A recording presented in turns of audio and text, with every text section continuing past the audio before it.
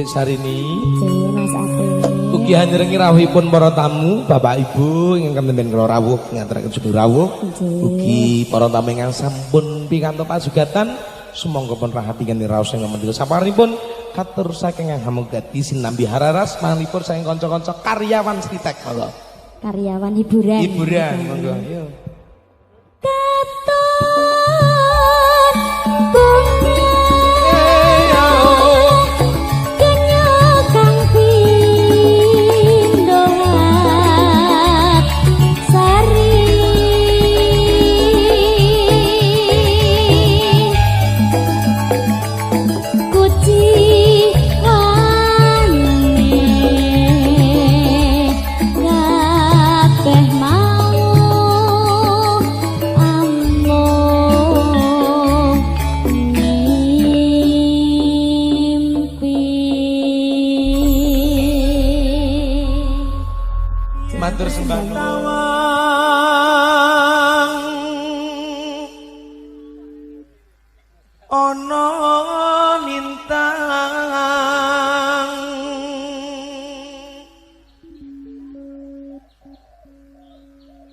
Cahayu aku ngenteni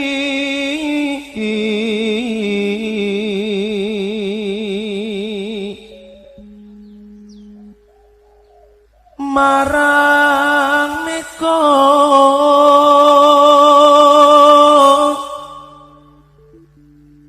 hengang kosong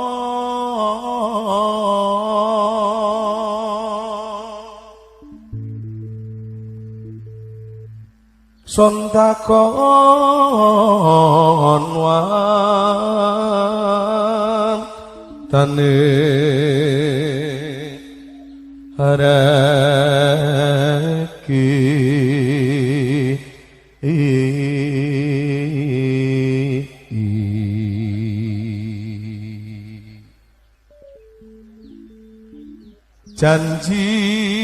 janji kueling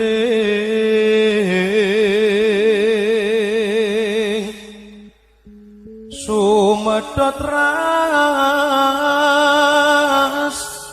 ing tias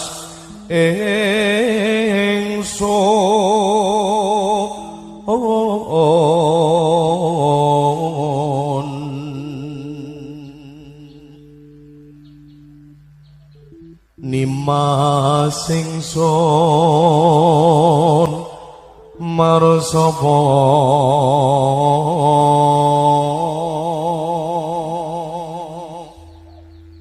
sinaksenan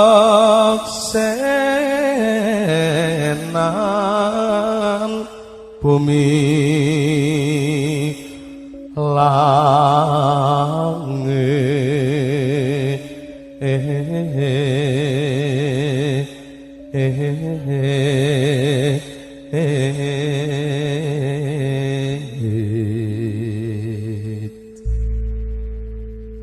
tangis ing tias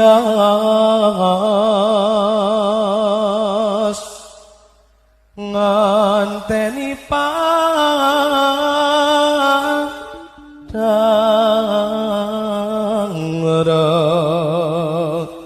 rembulan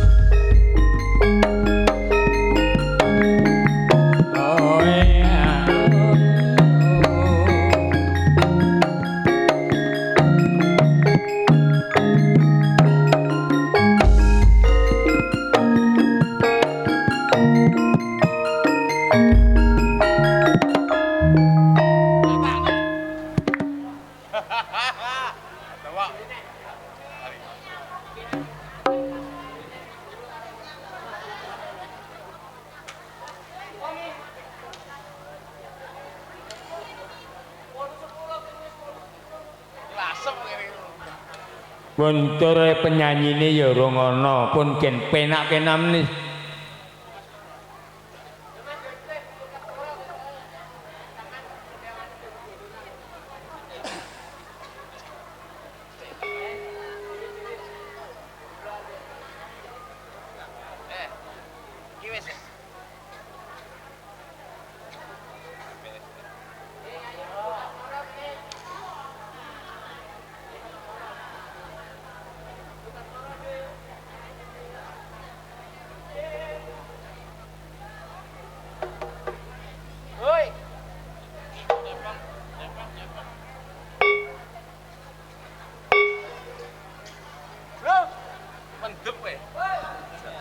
Mas Mike nggon kendang iki lho. Iki ana lho, gendhek loro ya kaya.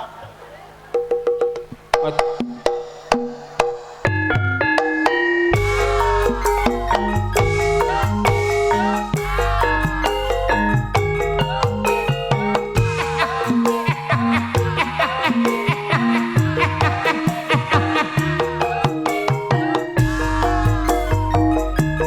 ya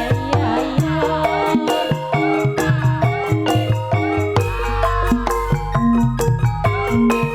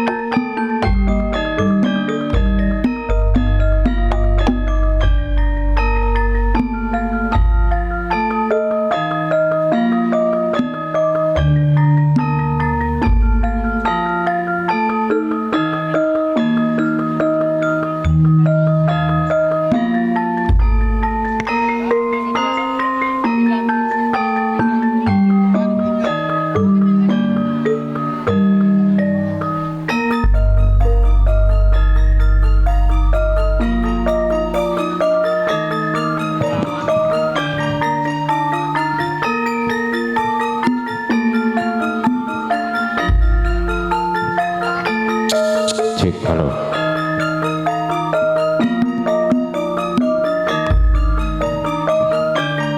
Rinanggo manis sarming pambudi Kejudi matang samudayanipun kusipun kejudi pateng para budin para pini sepuh dalaji sepuh ingkang mapan pidalem wonten ing leladan dusun Waru Desa Kalang Kecamatan Pitu Kadipatenipun Ngawi tan kantun iki kejudi mateng para tamu kakung Sumawana Putri ingkang sampun kepareng makempal manunggal ana mung kasuwun berkah pangestu kejuk dumateng pepudhen kula panjenenganipun Bapak Sukimin dalah Ibu Wadiem ingkang sekedhap malih kepareng ngawini Sidoatmaja putra dalah putrinipun ingkang dipangajap putra kaki saha nitemanten datosna keluarga ingkang bahagia sejahtera fi dunya wal akhirat amin amin ya rabbal alamin tan kantun iki datosna keluarga ingkang bahagia sejahtera dumugi kaken-kaken dalah ninen-ninen tan kantun kunjuk dumateng panjenenganipun ingkang hamanggugati mugi tansah manggihana wahyuning kamulyan dalah katentreman samudyanipun para tamu ingkang sampun kepareng rawuh makempal manunggal mugi tansah ginanjar kawilujengan tan kantun makardi sinartan pun kadang mustika laras ugi audio sound system ingkang estu punika kondang kaloka tulisane pundi taruh tulisane Mas pangapunten ugi seneng guyung kalian Ibu Pangrangga Busana nggih Ibu Hani Dwi wingking saking laladan Jogorogo samudyanipun hanamung nyeng guyung murih niat hajat saking pepudhen kula panjenenganipun Bapak Sukimin dalah Ibu Wadiem tansah manggihana rahayu wilujeng nismala niriping sambi kala karena binelak wedal yang sampun handungkap siang atur saking eyang pujangga pepudhen kula nggih panjenenganipun Eyang Parno enggal daya kawiwitan mila kanthi punika kunjuk dumateng mustika laras monggo ginelak kadya panggika sirepaken utawi kasidat mekaten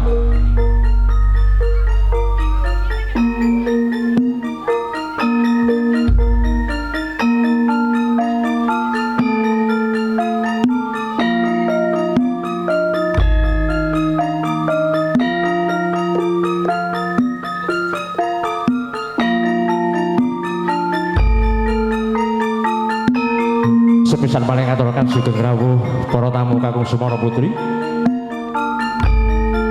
sugeng lenggahan dumugi sampurna rampungipun bahagian samanggi sesrawungan utawi jejangguan kaliyan kiwa tengenipun ingkang dipangajap murih rumaket genya samiya kekadangan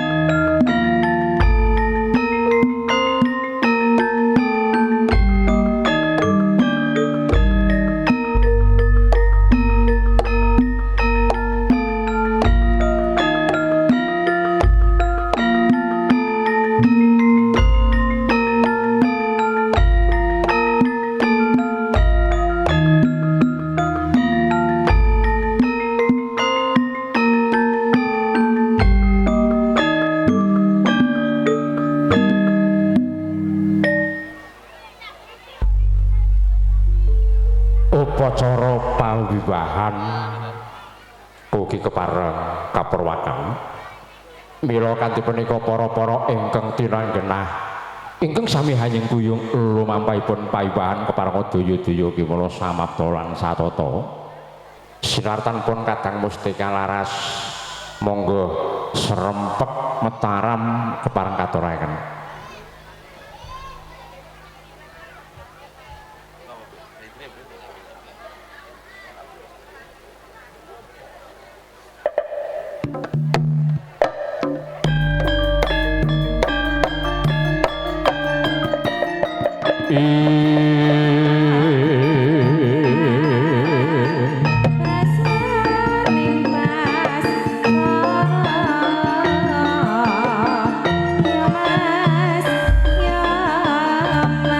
Sarangan dewa yen lumbuh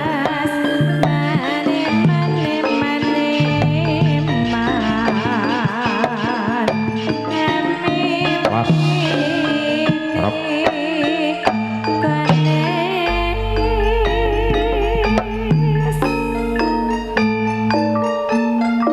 winantu sagunging pakurmatan Purwa Widodara ayune ngatur nggo manis saruming pambudi aruming yastuhu mahanane kautamen Tripuspita Danawarih mugi hangraket nonggen kita samiya kedangan dhuwit kawula dhuwit Hadrat Mutarmin para alim ulama kiai haji santri ingkang tansah cakep mring ilahi ingkang dat pantes pinundi para pepudin para pini sepuh sesepuh haladi sepuh ingkang hanggung mastuti reh pepoyaning kautamen dat pantes tuh kinabekten para kadang sentono pangemban-pangembating praja satriya dalah satriyaning negari ingkang dat pantes sinuba sinudarsana para tamu kakung sumawana putri kadang sepah miwah anem tuanggana muda-mudanggana muda tumaruna ingkang tansah pantes sinongsong ing bagya mulya tan kantun pun kadang kinasih mustika laras ingkang tansah jakep punika seniman seniwati ingkang tansah saduhu wicaksana ing budaya ngaturaken wilujeng siang bismillahirrahmanirrahim assalamualaikum warahmatullahi wabarakatuh alhamdulillahirabbil alamin wassalatu wassalamu ala asrofil anbiya'i wa mursalin wa ala alihi washabi ajmain amma ba'du datang katalumpen sepundhun kula derajengandika sami monggo tansah kula dherekaken manang kepuja ngracut budayaning ponang hanggo ngosongaken penggalih liripun kula derajengandika sami monggo tansah sareng-sareng kula dherekaken muja dalah muji syukur kunjuk ngarsa dalem Gusti Allah Subhanahu wa taala Gusti ingkang maha welas maha asih maha wikandat ingkang tanpa pilih kasih yang sampun paring mapinten-pinten berkah dalah kanikmatan dumateng kita sami katitik wonten ing kalodhangan siang ingkang sanget mulya puniki kula derajengandika sami saged makempal manunggal jumurung karsa puhuk pepundhen kula panjenenganipun Bapa Sukimin dalah Ibu Wadiyem ingkang kepareng arsana tepi darmaning asepuh mangun buja krama amiwaha suta mahargya siwi putra-putri ingkang paring sinung jimat asma kusumaning Ayudiah Ayu Rara Putri Agustina ingkang kepareng arsa kabiwada dhaup kajatu krama kaliyan priya pinilih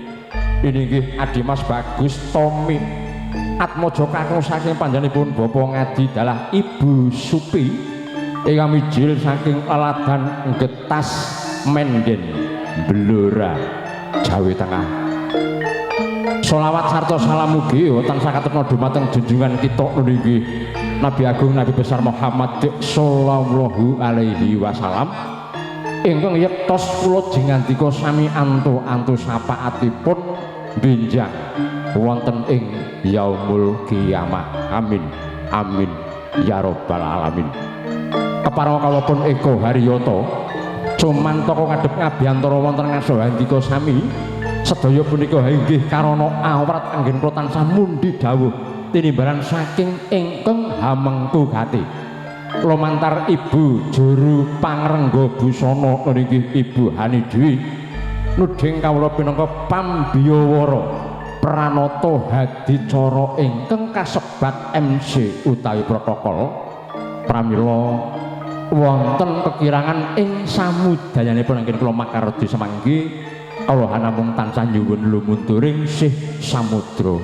panglaksana. Bapak Ibu ingkang dahat winantu ing bagya mulya mila kanthi punika panjenenganipun Bapak Sukimin sabrayat kula wangsa kaluwarga ugi tansah nyuwun gungan kunjuk ngarsa. Kersa para tamu tansah nderek hanjenengi luhuring pawiwahan prasajan puniki dumugi sampurna rampungipun. Mila kanthi punika tetep lelenggan kanthi mardu mardika mardikaning kayun sak samaning budi lan karsa sinabi hangrantut cumapak ing titi laksana ingkang keparang arsa tumayun nuwun